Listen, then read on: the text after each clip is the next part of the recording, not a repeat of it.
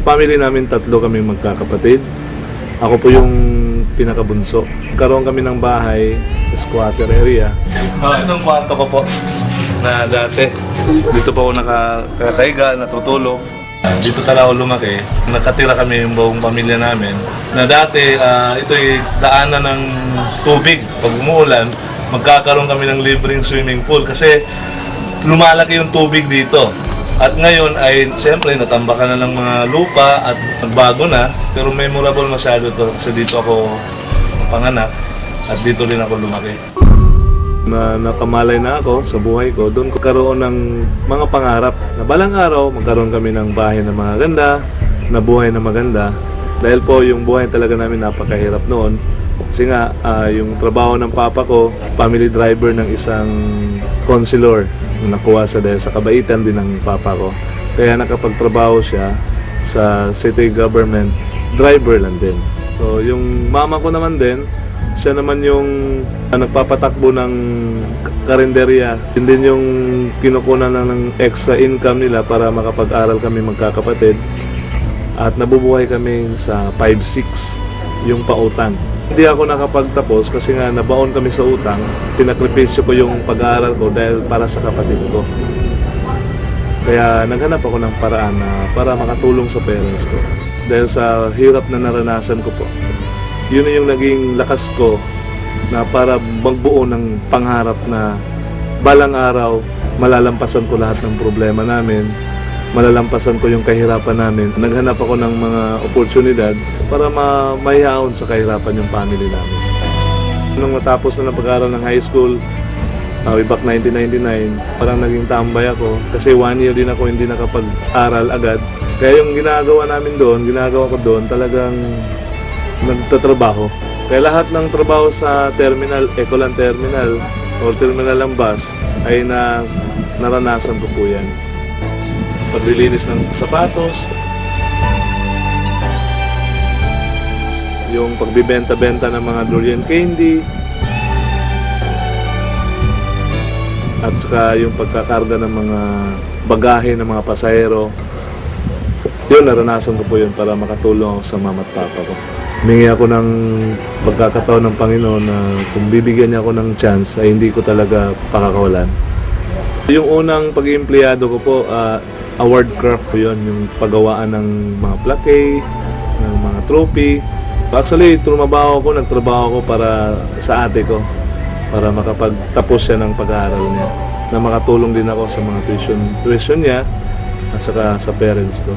Nung nag-graduate yung ate ko, nag-stop na akong magtrabaho at pumasok na ako sa negosyo, pagninegosyo. Kasi alam ko nung sa pagninegosyo, doon natin makukuha yung mga pangarap natin. Doon, may isang company akong napasukan na talagang doon ako namulat na talagang grabe pala yung potential income ng ganitong klaseng negosyo. Kaya na-challenge ako doon. Sabi ko, pag-aaralan ko to, kasi nasa-challenge ako sa mga taong umaasenso. Kahit anong background mo, nakapagtapos ka man wala, open sa lahat, sa mga taong nangangarap. So ako yung taong gigil na gigil dati na talagang makuha ko mga pangarap ko. Kaya nung napag-aralan ko siya, ay hindi din pala parang gano-gano ka basa-basa kang papasok. Kasi ang dami ding mga kumpanyang na parang may company, may produkto, pero wala namang silbi yung mga produkto at hindi nagtatagal. Kaya nung nakita ko si Royal, talagang sabi ko sa sarili ko, ito na yung company hinahanap ko, yung totoong opportunity. Nakita ko yung branch office nila sa Davao. Talagang sabi ko sa sarili ko, talagang pwede kong ibigay lahat ng mga kakayanan ko, lahat ng lakas ko, lahat ng talino, talagang skills ko, na alam ko hindi ako mabibigo. Kasi nga, yung company Royal ay talagang sobrang ganda. Finally, nakita ko na yung tamang kumpanya. Kasi meron din akong mga napasukan talagang nabibigo ako.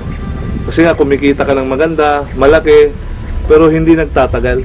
Kaya nung nakita ko yung Royal, sabi ko, iba talaga yung Royal. Sabi ko nga, kung mahanap ko lang yung totoong opportunity ng company, talagang gagawin ko lahat ng mga kaya ko. At hindi naman ako nabigo. Halos lahat ng mga pangarap ko na ibigay ng Royal. Before ako nag-Royal, muntik na talaga nawala yung bahay ko na ito. Kasi nga yung previous company ko kumita pero hindi tumagal. Nagkautang-utang pa. Kasi nga nawala din yung company parang bula. Dahil po sa Royal, nabayaran yung bahay na ito na matagal namin pinapangarap ng pamilya. 8 months ko nung tinabaho yung Royal, nakuha ko yung Montero Sport ko. First car ko, brand new car from Royal. Doon ko na unang na-experience na nagkaroon ako ng sasakyan dahil po sa Royal yon. At dahil din po sa Royal, after 1 year ko po, na-awardan po ako sa executive circle ng company. After 2 years ko, umabot na pala ako ng 6 million na kinita ko. Kasi na-recognize po ako as a presidential circle ng company Royal.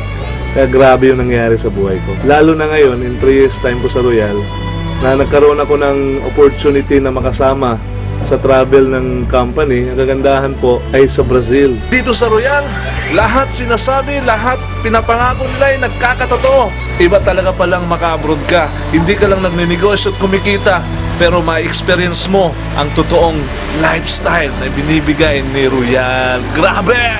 Kaya noon, na-enjoy ko po yung travel namin sa Brazil. Ang kagandahan po, kinuha ko na naman yung pinakapangarap kong sasakyan. Sabi ko sa sarili ko dati, nung dati kong company, mabibili ko na yung hammer ko. Kasi kumikita ko ng malaki, hindi tumagal. Bumagsak. Kaya parang nasaktan ako doon. Dahil sa Royal po, na-inlove ako ulit. At dahil po sa Royal, yung pinapangarap ko ay talagang nagkakatotoo lang. Ito na nga ho, yung hammer or H2 ko po. Kasi sa Davao, hindi ka basta-basta magkahammer dito. Yung mga nagkahammer dito, yung mga may-ari ng mga mall, may-ari ng mga hotel, yung mga may-ari talaga na talagang kilala sa negosyo dito sa Davao. Ang malupit doon, isa sa nagmamayari ng hammer ay royalista. Dito pong bahay na ito, actually ito yung pangarap ng mama ko. Dahil single pa naman po ako, wala akong ibang pinapangarap kundi pasayahin at paligayahin yung mga magulang ko. Ako pa, ang dami ko pang pangarap sa kanila. Sabi ko nga sa papa ko na dapat na magretiro na siya. Ayaw ko nang magtrabaho siya. Alam na alam ko kasi yung hirap na naranasan nila sa buhay. Sa hirap ng naranasan nila at hirap ng nadaanan nila sa buhay nila, binuhay pa rin nila kami nung mga bata pa kami. Kaya ngayon, nung ako nang nasa kalagayan ko, ay gustong-gusto ko naman makabawi sa kanila. Masaya pakinggan na may anak ka na nag-alala sa pamilya niya. Sama sa amin, papa niya. Salamat. Kung gaano ko kamahal yung sarili ko, ganun ko po sila kamahal.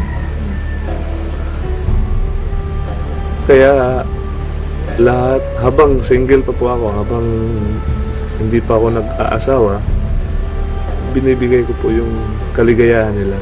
Inauna ko po sila. Marami tayong kaibigan, magiging partner. Pero ang masabi ko lang, nag-iisa lang sila na ina at ama ko sa mundong ito.